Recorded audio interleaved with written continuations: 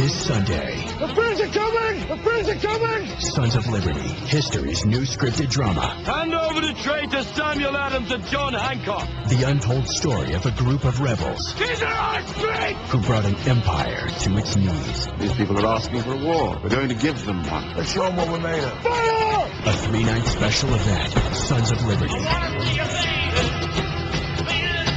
Premieres Sunday at 9, 8 Central on History. ESPN Radio. This is the Thundering Herd Podcast. You would think if I said to you, you are super gifted, you'd be like, sweet, I'm all in. So LeBron James now not only carries the Cavs, he carries Cleveland's economy. What do you do if your son or daughter at 11 qualifies for Harvard? Do you send them to school? The super gifted have many benefits, but for the great artists, they suffer as well. Because the boundaries that society creates are maddeningly frustrating. By the letter of the rule, that was not a catch by Des Bryant. It wasn't. Everybody now should know the rule. Because the NFL, Calvin Johnson, Des Bryant, has created what they call kind of an in-the-process rule. But for the truly gifted, do you think it's a coincidence that the two times we've seen this and it's drove us nuts, it was Calvin Johnson and Des Bryant? The two most physically gifted receivers outside of Randy Moss in my lifetime. The super gifted. Randy Moss has the ability to catch, tuck, seek, goal line, lean in 1 second. We don't create laws for Jeff Gordon. If we did, the speed limit would be 120 miles an hour. He'd still be safe. We created it for my mom and your mom. Music's not created for the maestro. It's created to learn chopsticks at 12. For the maestro, it's maddening. He's seeking a ground we've never seen, like the 11-year-old who qualifies for college. That replay didn't add clarity, it added confusion. Letter of the law, no catch. Spirit of the law, catch, like our government says. Des Bryant is so gifted like Calvin Johnson. Catch, down, lunge, seek. But, as Mike Pereira guessed on the air, as officials now are saying league-wide, that rule wasn't created for the talented like Des Bryant, who I can see on the replay lunging to get in 1 second. Catch, tuck. But when you see the replay, it screws with your head. It compartmentalizes the play. Now I see the catch. Now I see the tuck. Now I see the lean. Now I see the push. When replays don't add clarity, when replays add confusion, it's time for a new rule. Jeff Fisher told Peter King last year, and I'll read the quote. We all agree we don't like the current rule. We just don't have a better one. It's not an easy problem to solve. Under the letter of the law, it is not a catch. Under the spirit of the law, it's a catch. But as Aaron Rodgers said, and he's right here, and by the way, after Des made the catch, everybody watch him. He was similar to a young kid that looks to mom. Am I in trouble? Des Bryant knows. Des Bryant looked to the sideline. Des Bryant knew, I should have just gone down. But that's not how he plays. When Chris Carter made a one-handed catch for the first time in the NFL, the officials didn't know what to do. They didn't know what to do. They're like, no catch. Chris is like, brother, one hand. You need two hands. No, you don't. You need possession. Referees didn't know what to do. Referees never knew how to officiate Shaq. Gronk gets hammered. They don't know what to do. He's 6'6", 258, and runs a 4.45. So these officials with these Calvin Johnsons, Odell Beckham, by the way, is going to have one of these plays too. Des Bryant. The replay doesn't add clarity. It adds confusion. But Aaron Rodgers, after the game, summed it up, and Aaron Rodgers is right. Well, I mean, everybody knows the Calvin Johnson rule. You know, I remember watching the film of that game and saying, how in the heck is that not a catch? But, you know, it's been a few years now since then, and, you have to control the ball all the way to the ground. So when I saw the replay, I was confident right away it would be an incomplete pass. Yes, and so is Mike Pereira, and so is Dean Blandino, and so is everybody. Under the current letter of the law, no catch. But the spirit of the law, even our government uses. I just read a story this weekend in the New York Times. They're having 1%ers in Greenwich are building museums on their property. Invite only. But it's a museum, no property tax. Letter of the law, not illegal. Spirit of the law, that's not good. So, I will say this, though. When Detroit lost to Dallas, what did I say? Don't blame the call. You didn't have the guts to go for it. 4th and 1, it's your own 46. Cowboy fans, don't blame the officials. You had 2 opportunities, 4 minutes left after that play to make a stop, and you couldn't. The reason I picked Green Bay to win by a touchdown, as I said from week 6 on, Dallas didn't have the defense to situationally win a Super Bowl. Don't have to have a great defense, have to have a defense capable of situational greatness. Dallas doesn't have it, they're gone. It is opening rant brought to you by Regis. Call 1-800-OFFICES, 1-800-OFFICES. Okay. 8 quarterbacks played this weekend. 8. This is painful to say. Brady, Flacco, Luck, Romo, Rodgers, Cam, Russell Wilson. Peyton Manning. It's over. It's over. The secret's out. Did you see how the Colts, the poor defense, played him? Begging him to go over the top? 2 minutes, 40 seconds left. Manning had the ball, and the Colt players were celebrating, knowing he wasn't capable of 2 scoring drives, even if they recovered the onside kick. They were celebrating. You think he'd celebrate 2:40 left to go if Aaron Rodgers had the ball? Hell no. He'd beat you over the top once, onside kick, you're in big trouble. They knew, secret's out, he can't go over the top. Dink and dunk. He couldn't throw the ball past and over Indy. You think he's going to beat Seattle's corners, New England's corners? 6 years ago, in the divisional round playoffs, there were 8 quarterbacks. Nobody looked like they belonged with Peyton. 6 years later, Peyton was the only one that looked like he didn't belong. It's over. You can deny it and you love him. He doesn't have a fastball. He cannot. And the secret is out. Now, he was asked after the game if he was going to retire. Listen. I didn't play it as well consistently in the second half of the season. I can't give you a great reason for that, but played well at times, but probably not consistently, and certainly didn't play as consistently in the second half of the season as I did in the first half of the season. Yeah, I guess I just can't give that simple answer that I'm processing it, so I can't say that. I could not say that. He knows. Muhammad Ali knew. He knew. Peyton knows. And the secret's out now. The tape by midseason tells you the truth. The teams in this league know dude doesn't have a fastball. I thought the game had a certain dignity. I think if he'd have gone to Foxborough against New England's corners, it's 50-7. I think against Seattle, it would be the Super Bowl 2-0. End it now. You've been amazing. Top 5 ever. Total dignity. Spokesman for the league. But it's over. It is, however, not over for Tom Brady. That felt good. I'm not going to lie. That felt good. It was, we're looking right now at a potential Seattle, New England Super Bowl. My hometown team and my favorite player.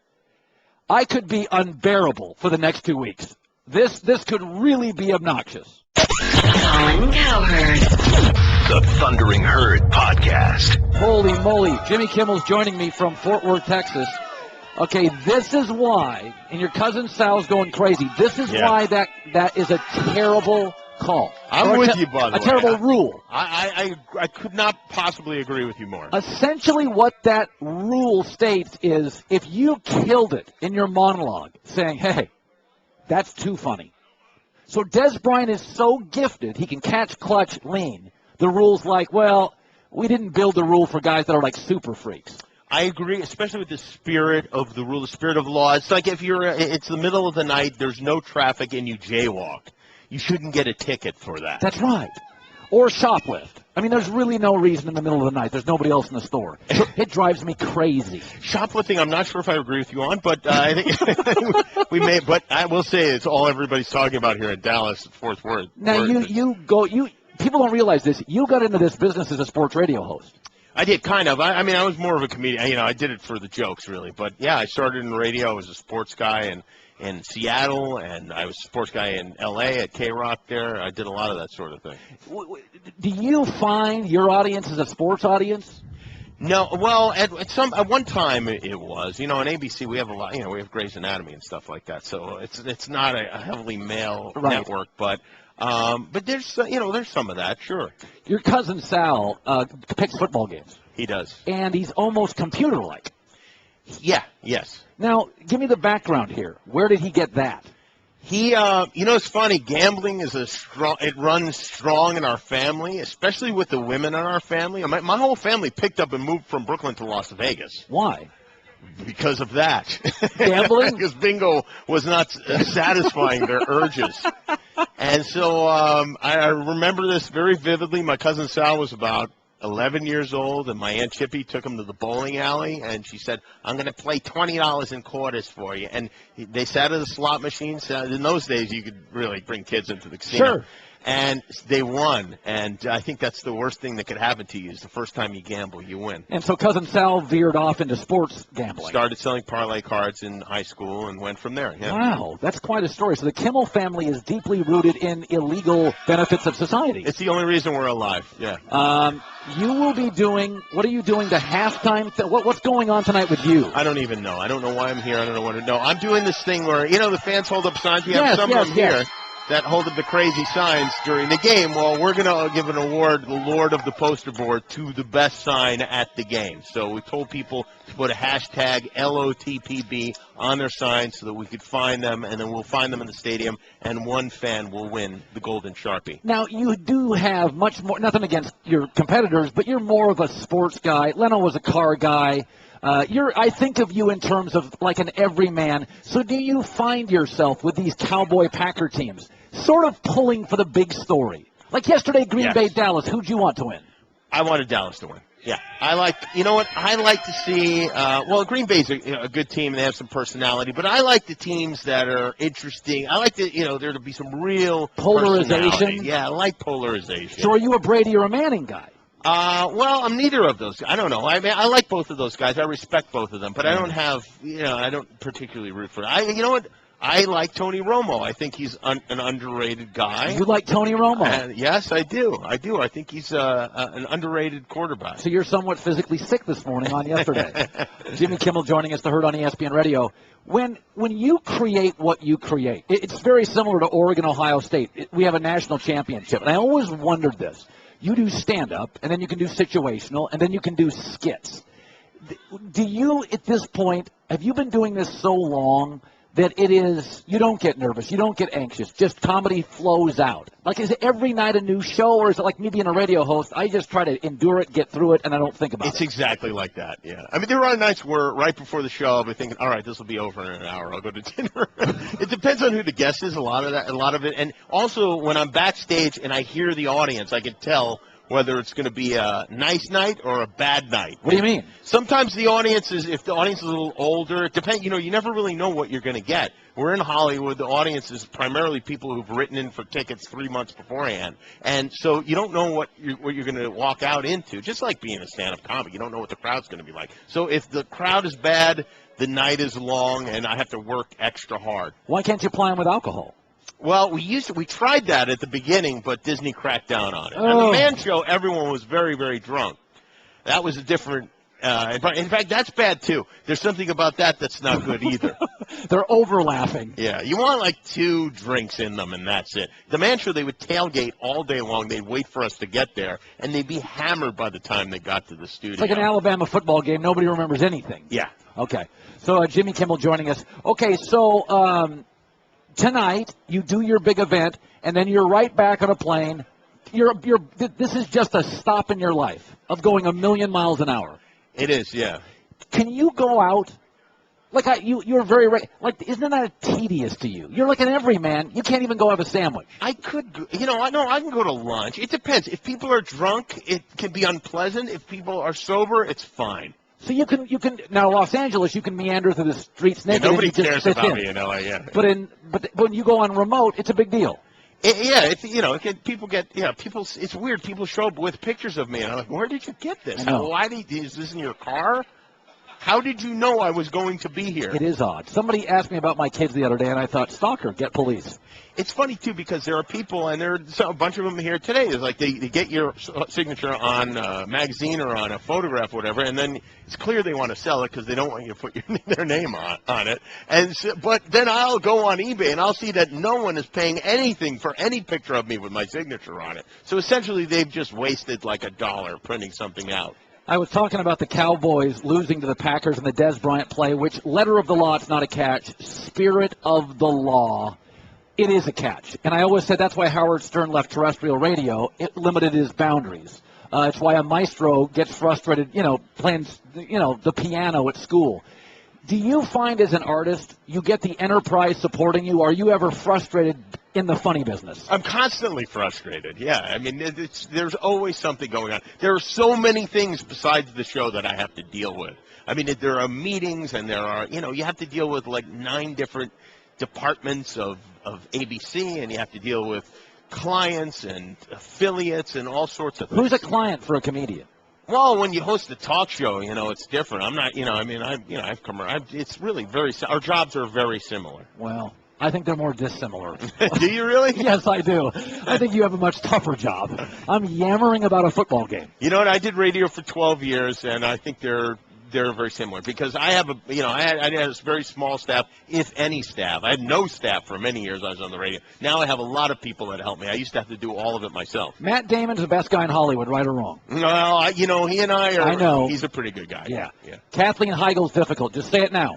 I haven't had any negative experiences with her, but I've certainly heard that. Okay. Yeah. Anybody else that's surprisingly good? That's surprisingly good. You would think they're needy and they're just terrific. I thought Ben Affleck was going to be. I did not think I did not think I would like him until I met him, and he's a guy that I really hit it off with. Yeah, it depends. With Bill Maher, he got a little feisty. With Bill Maher? You remember the HBO thing, and they started talking about Yeah, but that's the point. I mean, I think they want that on the show. Bill likes fist fights. In fact, on Bill Maher's show, when you're on the show, if everyone agrees, they'll throw the topic out because they don't want everyone to agree on the topic. Have you ever been mad during the show? Done the show, done a topic, somebody ticked you off, they didn't come prepared, they mailed it in. Yeah, I don't get mad. I don't think anybody tries that. Sometimes you get frustrated. Somebody has a great story and they don't get to it, and it's like, boy, I tried to lead you into it in 6 different ways, and we just didn't get there. But I don't know. I mean, most of them seem to be trying. All right, Jimmy Kimmel tonight, national championship, Oregon and Ohio State. Love having you on. Love seeing you guys. Thanks, Colin. Good to see you too. You are in really good shape right now. I never on a show that had seat warmers. I love it. I know. We might institute this at my show. I will credit you. Don't worry. My buns are on fire right now.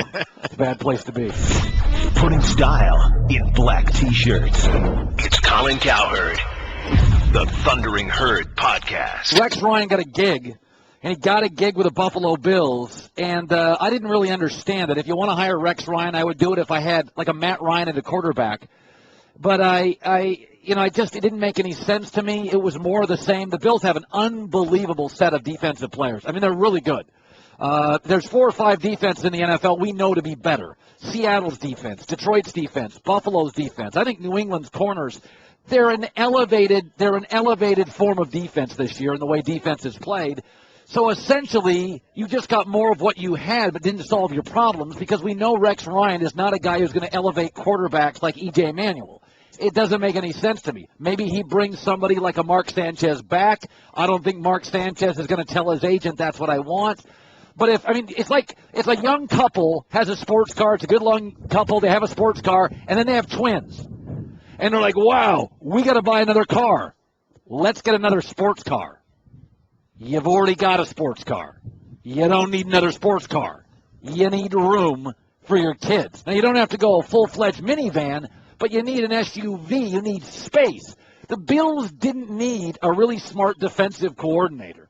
What they needed was a nuanced, detail-oriented, offensive-minded guy to take decent personnel and elevate it, because you're not winning that division against Tom Brady without it. You're not winning that division. New England's won it for a decade straight, and Brady's not going anywhere, and Gronk's not going anywhere.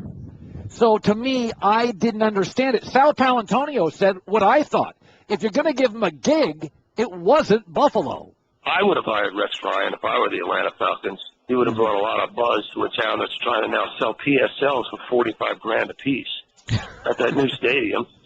He would have built a defense. You already have a quarterback. I think the Falcons made a mistake by not hiring Rex Ryan, frankly.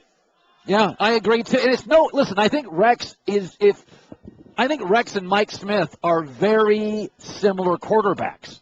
Is that if you give them a solid quarterback, they're going to win some games because they'll elevate the defense. Peter King talked about this as well. We know what Rex does well. The Bills already do that well without Rex. This team had one of the top 3 defenses in football under Jim Schwartz last year. It's not the defense on Buffalo that needs help. I mean, to me, I'm surprised that they didn't go a little harder after somebody like Mike Shanahan. Not that I think that Rex is a bad hire.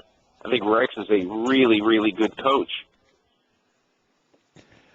We segue to kind of the obvious thing we saw this weekend. Let's just take emotion out of it. I understand that he eats Oreos, and he's funny, and he drives a mid-sized car, and we all love Peyton Manning. But you were watching what I was watching last night. It's over. Now, Peyton's a guy that has several business interests, wants to keep his name out there, has never turned down a big contract. Okay, inside the walls of the NFL, Peyton likes his cash. But it's over. You know it, and I know it. It is over. And if you watched Indianapolis with Peyton having the ball 2:40 left, and they were high-fiving on the sidelines, because they know he can't throw the ball 45 yards up the field right now, certainly not accurately. It's over. They know it. They absolutely know it. And to me, he's had a great career, hasn't won as much in the playoffs as people want, but there is no denying that Peyton Manning has absolutely lost his fastball. Now, that is not the case in New England with Tom Brady, I guess his arch nemesis, at least to the public. I thought Brady's last game-winning drive, 8 of 9, 72 yards, 19 degrees, topped off with an audible on the last play, was classic Brady. I thought it was an all-timer. This is a football team, New England, that had given up the run in the second half. Baltimore knew what they were doing. They'd given up the run. Only one rushing attempt in the second half, that was Brady. This is a team with good pass rushers that knew Tom would throw. This is an offense that doesn't have a vertical presence. So no running game, no vertical presence.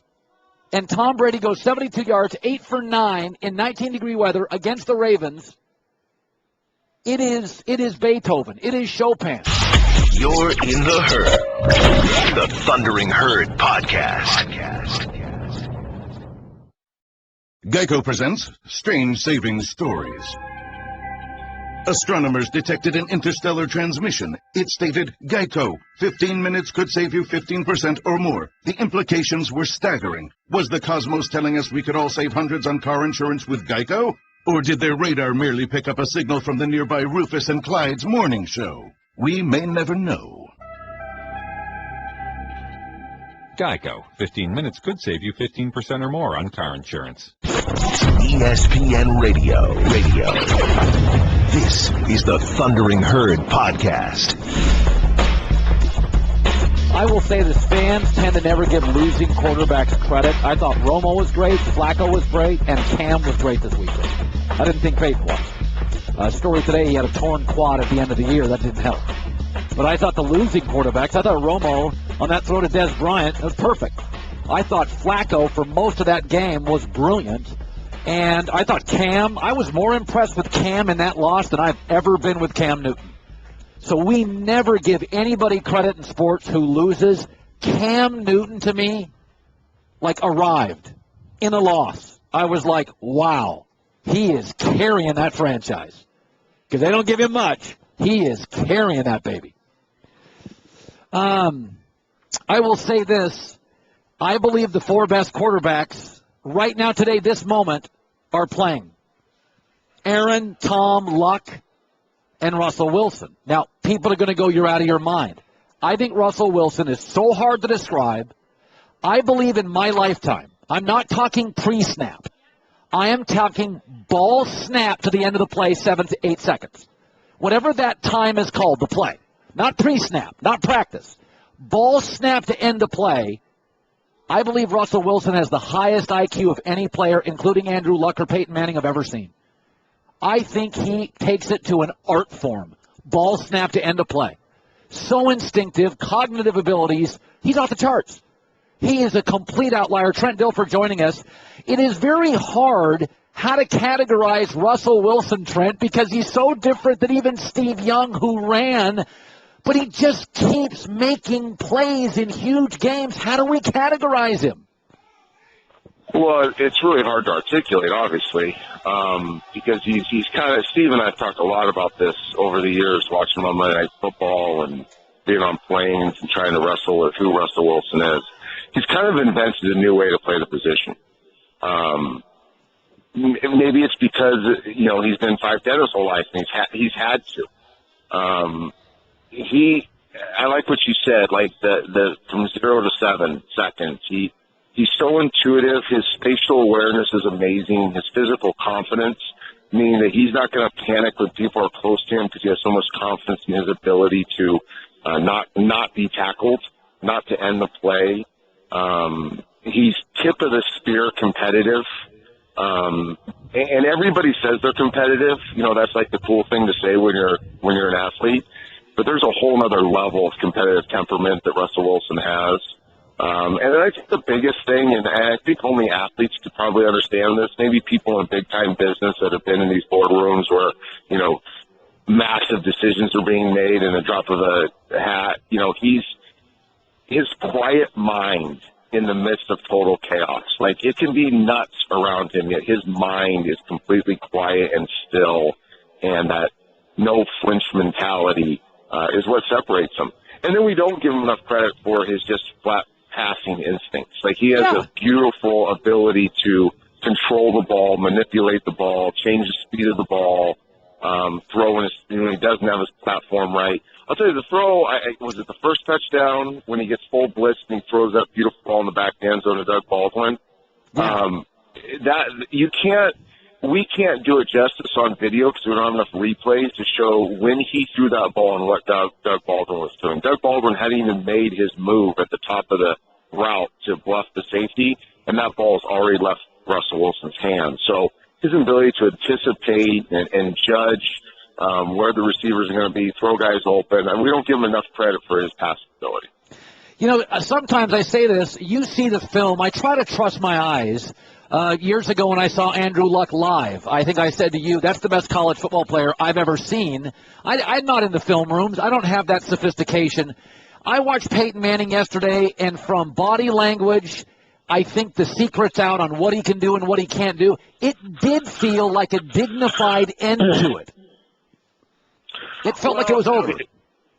Well, okay, we'll get to that. Let's start by Andrew Luck first. I think the mentions is the term people need to start embracing. I don't do the list thing. Me and you've had this conversation because quarterbacks are different, their systems are different, what they're asked to do is different. There's a handful of great ones, and there's a bunch of guys that are really, really good. Andrew and Aaron Rodgers have the most dimensions to them. They can beat you the most ways, if that's the easiest way for people to understand. Sure.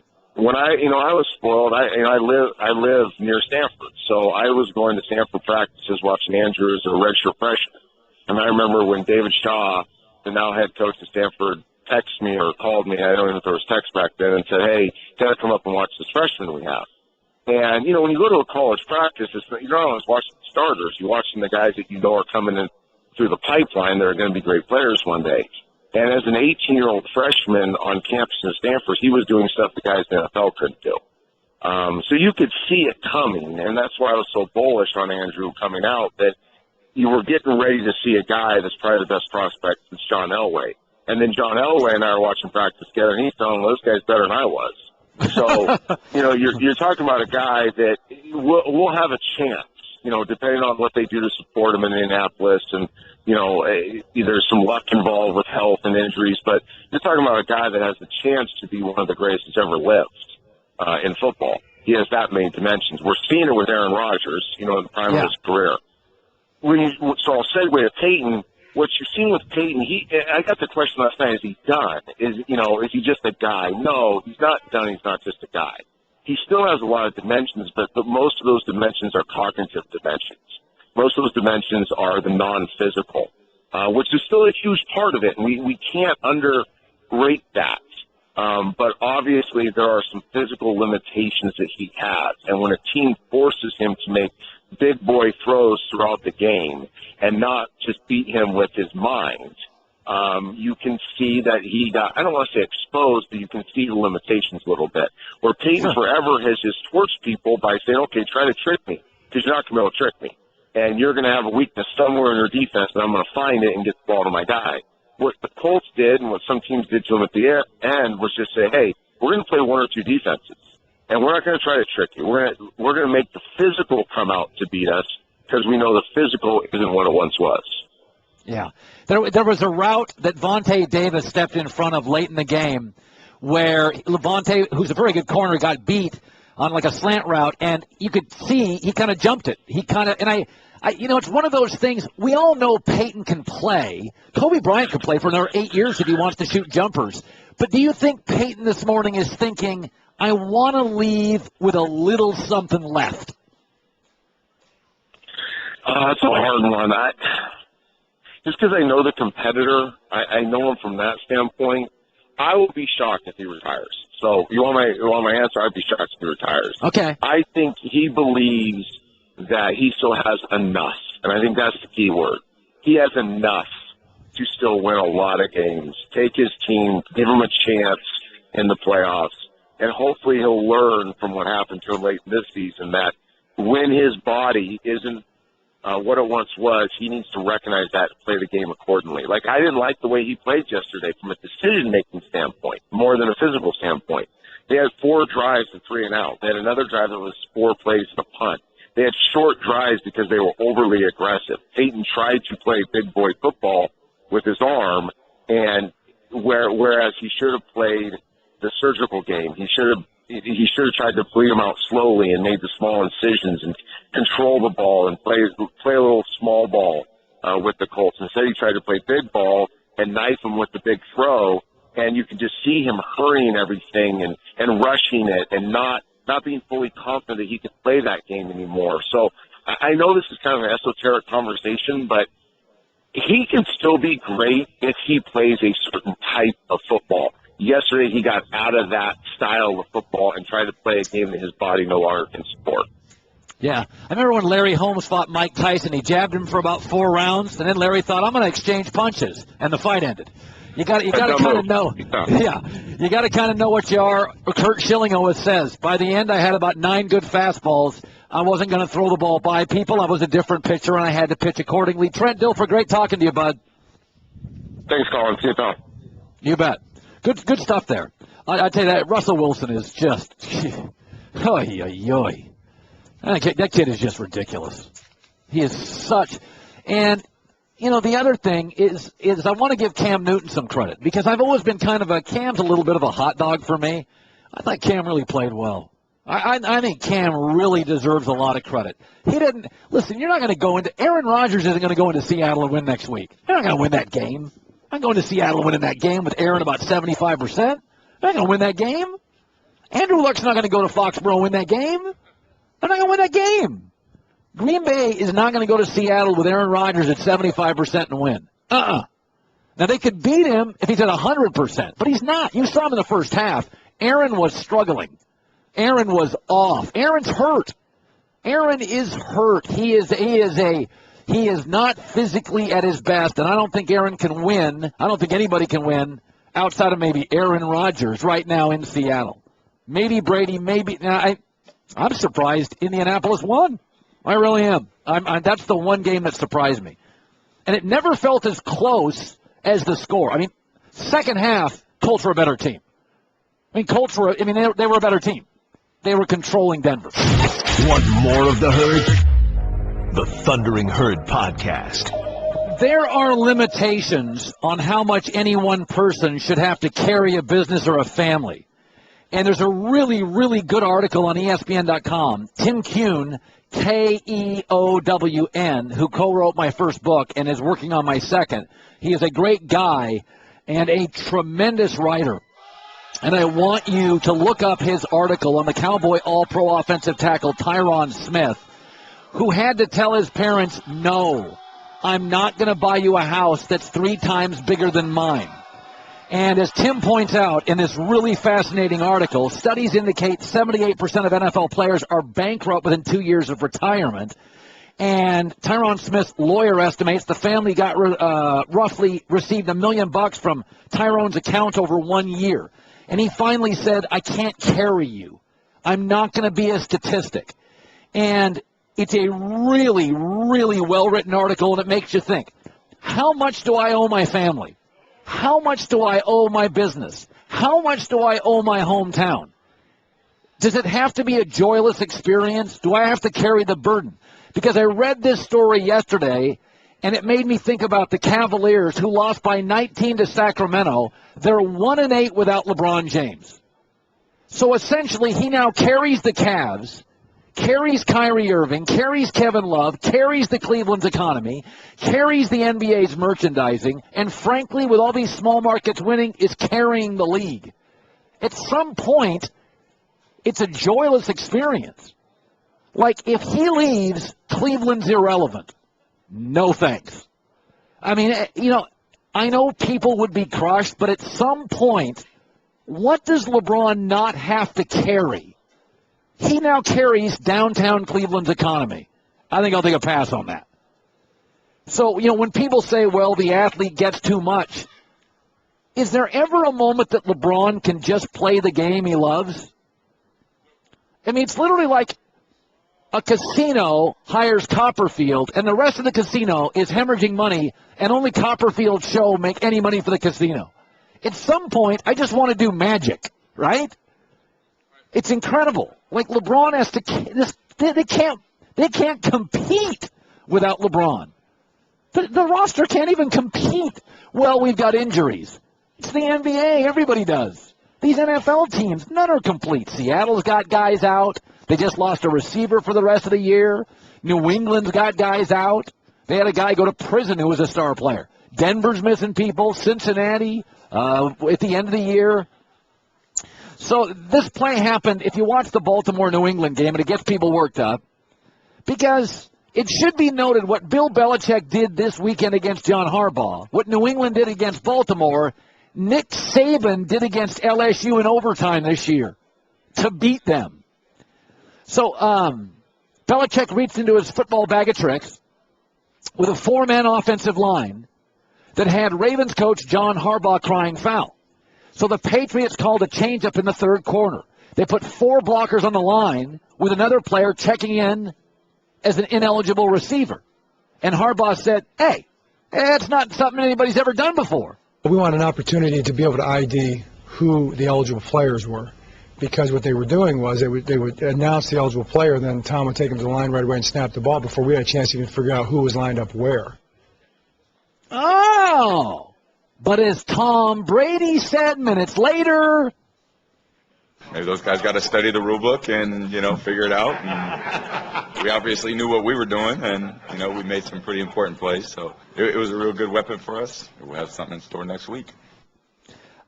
Okay, this is what the sharp and the shrewd do. You hear about over-signing. I talked to former Michigan football coach Brady Hoke this weekend, and he was here around the set, and I talked to him about blue shirting, and he's like, and I'm like, it's legal. And I'm not going to get into what blue shirting is in recruiting, but I'm like, they do it down in the SEC. It's not illegal. It's an ability to get more players quickly into a program. And you know what?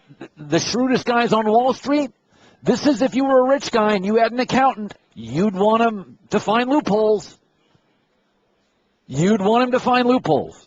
I told you earlier today, New York Times had a story. The top 1%, Greenwich, Connecticut, and other places are creating invite-only art galleries to avoid tax. They are art galleries. They are invite-only. I don't have to like it, but it's not illegal. Letter of the law, it's not illegal. This is what accountants do. This is what the smartest financiers do. It's what the best football coaches do. So people don't like it, but you'd like it if your coach thought of it. It's the reality of the NFL. The better coaches are pushing the envelope. John, I know this is really obnoxious. Oh, I can't do it. I'll do it last hour. I gotta let people hear that Brady touchdown to symphony music. It is so beautiful. Kyle, you're in the herd on ESPN Radio. Kyle, and you go ahead. Yeah, hey, Colin, love the show. Wanted to weigh in about the Dallas call and the catch process rule and about how it's actually a good rule for the NFL in a league that overwhelmingly favors pass throwers, pass catchers. You know, we want to make sure that these catchers are controlling the ball fully, that they're getting the full process of the catch down. And if that, you know, it's a good rule because if there's no call there, no controversy, we're not talking about anything today. You know, Dallas scores and the game plays out as it would. Well, I disagree. I don't think you set rules to create controversy. I think you create rules to create clarity. If you have possession of the ball, which he did and which the NFL admits and has 2 feet down, to me that's a catch. I'm watching it again. Catch, clutch, 2, 3, 4, that's catch. So I don't think you create rules to create controversial radio shows. That's what I root for. But that's not why you create rules. You create rules to simplify and create clarity. That's our government's not creating law. That was the knock on Obamacare. Is that it was just the more you inspected it, the more confusing it was. That's the biggest gripe about it. Even the people that created it are confused by it. You want government applications. You want rules to be clear and simple and easy to define. This is a headache.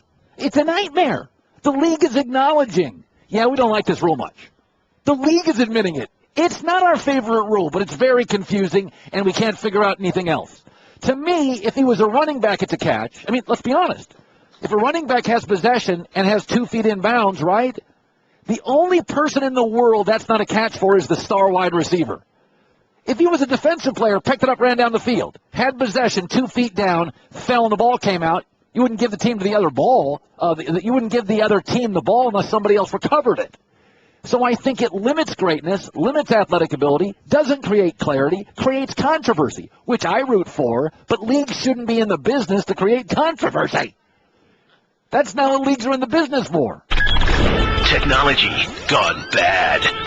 Gone bad. This is the Thundering Herd Podcast. I'll tell you, I think it's so funny. So many fans last week, the NFL is trying to get the Dallas Cowboys into the Super Bowl. Yeah, okay. What you witnessed yesterday, to me, were all sorts of great players, but the defenses that were situationally better. Green Bay's better than Dallas. New England's better than Baltimore. Indy's better than Denver. Seattle's better than Carolina. I don't believe you have to have a great defense to win the Super Bowl, but I think you have to have a defense capable of great stands, goal line stands, third down stands, fourth down stands. You don't have to be great you don't have to be Seattle at CenturyLink. You've got to be, that's what I always felt would hold the Cowboys back. That situationally, I don't see them capable of making great stop after great stop after great stop against Aaron Rodgers or Russell Wilson. John Lynch made 9 Pro Bowls, now works for Fox, Super Bowl champ, is joining us in the herd on ESPN Radio. When you sat and watched the Cowboys and you watched the Green Bay Packers, this morning people in Dallas felt like we got robbed. Do you believe Green Bay's the better team this morning, John? I do. I think Dallas had an unbelievable year, and I can understand how people in Dallas think that. I was sitting there watching the game. I came home from Seattle Sunday morning and was watching the game with my family. And, I see people, they get so frustrated because just from a common sense standpoint, that ruling doesn't make sense. But having been in the booth, that's consistent with the way they've been calling it the last couple of years. So I understand the frustration, but that is consistent with the way that rule has been interpreted the last couple of years.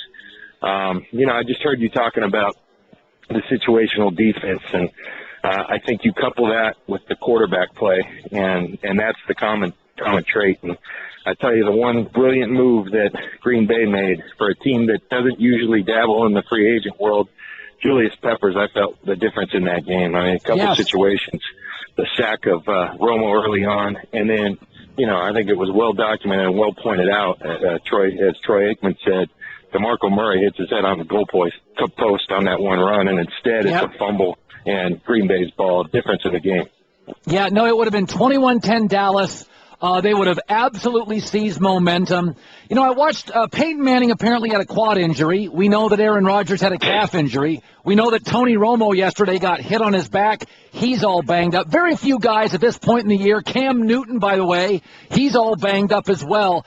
When you looked at Peyton Manning, though, it feels different, quad injury or not. He doesn't have the arm strength. Do you believe this morning, John, and Peyton Manning, that he is considering seriously retiring? I do. I think that I don't know that. I am very close with him, but I have not talked with him as to that subject. But just listen to his comments from yesterday, and he's never kind of even gone there, and he went there yesterday, and you can understand why. It was tough to watch. It really was. They challenged him. They basically got up in his receiver's face. They challenged him, said, "You're going to have to beat us over the top if you're going to beat us." And it didn't happen. And if he hits one of those, I think you have a different ballgame. Because it was certainly tough to watch. And I think there's a lot of things to watch in Denver. This was a team. If you're around that area, it was so often we say it's Super Bowl or it's a failure. Well, this was a team really where that was the case. This team was built to win it this year. It didn't happen, and I believe heads are going to roll. There's going to be some changes in this team, and I can understand why. I thought defensively it was a poor effort. I thought they set up. That's why you have Von Miller and DeMarcus Ware to get after an Andrew Luck, and the pass rush was non-existent. I felt like there was a lack of creativity defensively. Yes, you've got two great pass rushers, but you got to move them around. You got to come up with ways to generate that pass rush, and instead it was just the same thing over and over. And I saw a lot of Von Miller on, but DeMarcus Ware off the field. I didn't get it at all defensively. Let's segue to New England, and you're a guy that went to Stanford. When I covered you and when I brought you on as a broadcaster, you're a heady guy. So here's New England. They use a 4 offensive lineman set. They bring in Vereen, but he's not eligible. It's pretty crafty. If you're a Raven defender, does it feel like they cheated? If I'm a Raven defender, absolutely. But I think where I'm standing at now, I think brilliant. If it's within the rules and it's not even stretching the rules. I mean, they did what they had to do. I can understand why Baltimore's upset. It's something you've never seen. But you know what? It's the playoffs, and you're playing to win. And I think the Ravens understand that as well as anyone. In fact, I saw comments from Joe Flacco saying, hey, the mentality that works in the playoffs is it's the playoffs. You got to let it all hang out. If not, you go home. Bill Belichick did that with the double pass, with that little that alignment. That's crazy, and we've never seen it. Now I'm hearing maybe it got it from Nick Saban, who possibly did that versus LSU this year. Just reading, it's brilliant. It worked, and they're moving forward. And the one thing I'll say about New England, having known Bill Belichick, we did one game throughout the year, and early this year he kind of indicated that he likes the makeup of this team. He really does, and he thinks this team has that championship makeup. And when he tells you that, you tend to believe him because he doesn't always tell you that. So it's been a fun team to watch, and boy, what a game that was. John Lynch, NFL on Fox, 9 Pro Bowls in the ring. You're a Stanford guy. Trent Dilfer told me earlier the first time he saw Andrew Luck. I said, John, I saw him play at the Coliseum in L.A., And I told Dilfer at the time he was the best college player I'd seen live, and he's the second most talented quarterback that John Elway I've ever seen in college. Do you remember the first time you saw Andrew Luck as a Stanford guy? Yeah, I do. I went to a spring game. They invited all the alums to go back to the spring game. They moved it down into the city. I'm forgetting the name of the stadium, right where the 49ers used to play. And it was this rainy, blustery, windy day that was impossible to throw a football. And all I saw was Andrew Luck zinging balls down the field 15, 20 yards. And Colin, the thing I've told people many times, because of the way he throws it, a little bit like Phillip Rivers, you have to see him live to really appreciate his greatness. There is something to seeing that guy live. First of all, just his size. And then the way, there's a certain way great athletes look, just the body composition, he's got it. And he's better in person. I think we're just starting to see the greatness of Andrew Luck.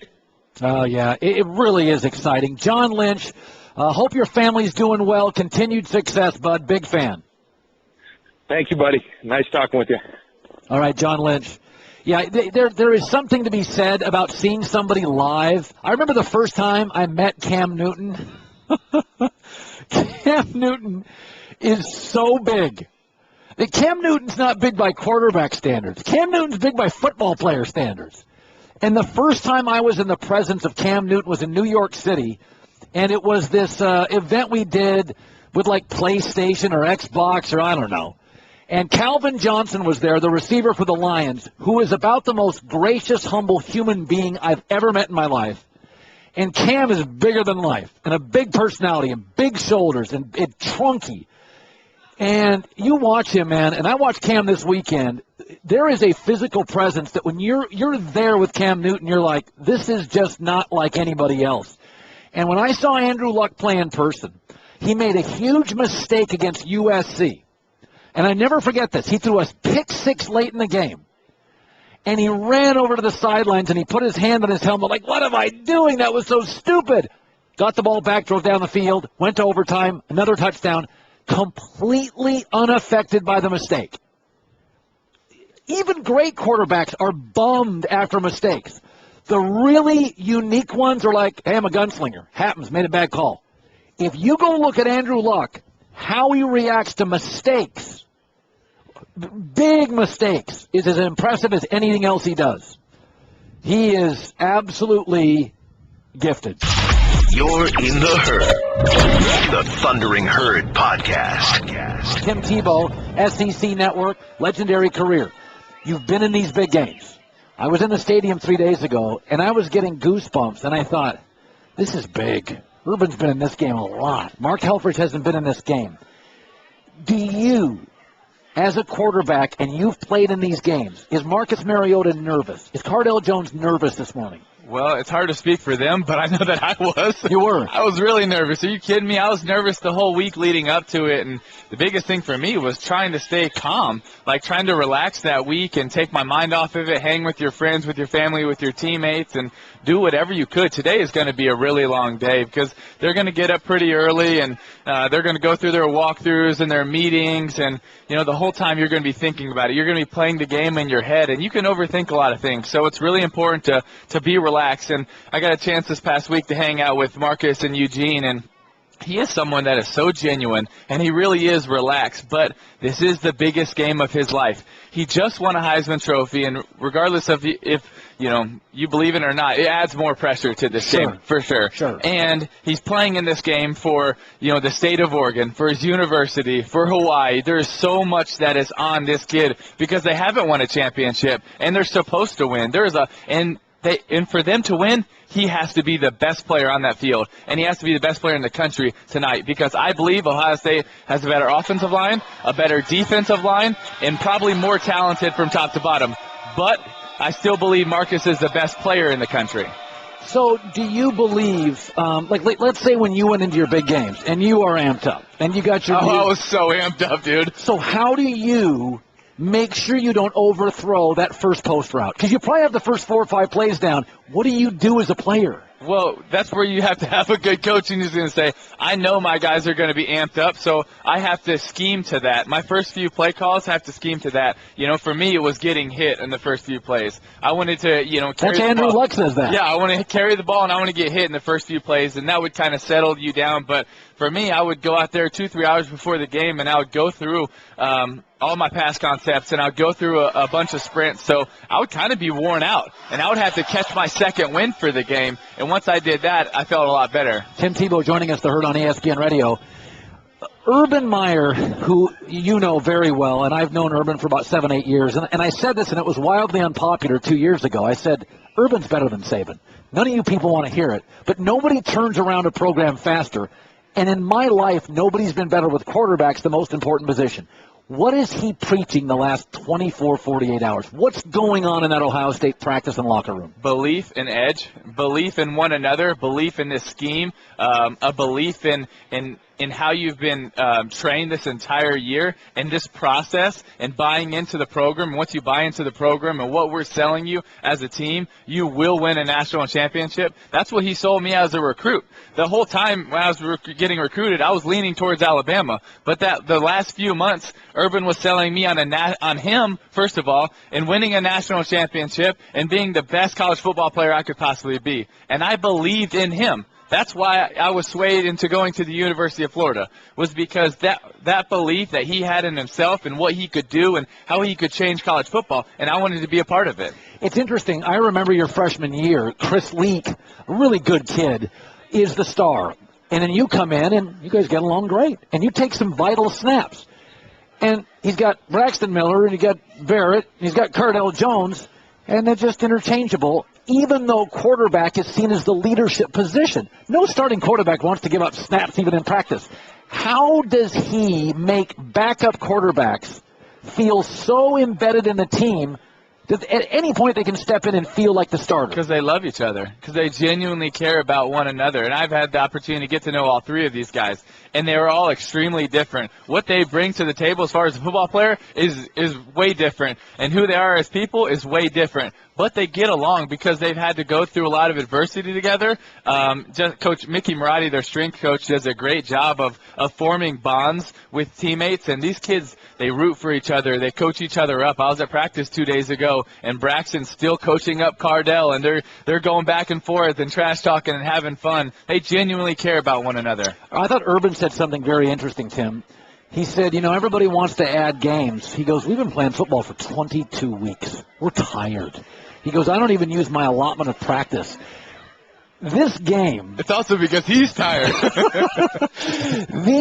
Ohio State's not at full strength. Oregon's not at full strength. Are you concerned that Oregon lost another top weapon offensively a couple days ago? I am a little bit concerned because they really have 4 guys out now. They lost 2 early in the one in the offseason, 1 early in the year, and then 2 in the last 2 weeks. So, they play 4 or 5 receivers, and then they have a few more that come off the bench and they can rotate them. But when you have 16 seconds between every play, which is what Oregon does, you have to be in great shape and you have to play a lot of guys. Well, when you can't play as many guys, can you go as fast, or your players going to be as fast because they're getting more fatigued throughout the game?